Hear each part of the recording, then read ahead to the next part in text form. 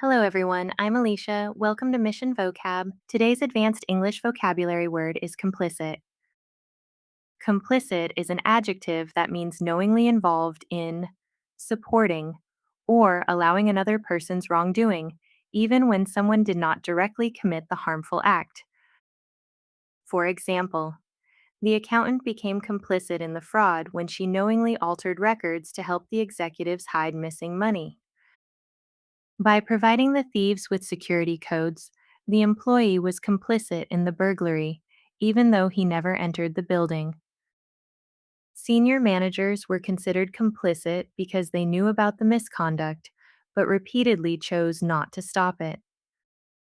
Close equivalents for complicit include collusive, conniving, knowingly involved, and participating in wrongdoing.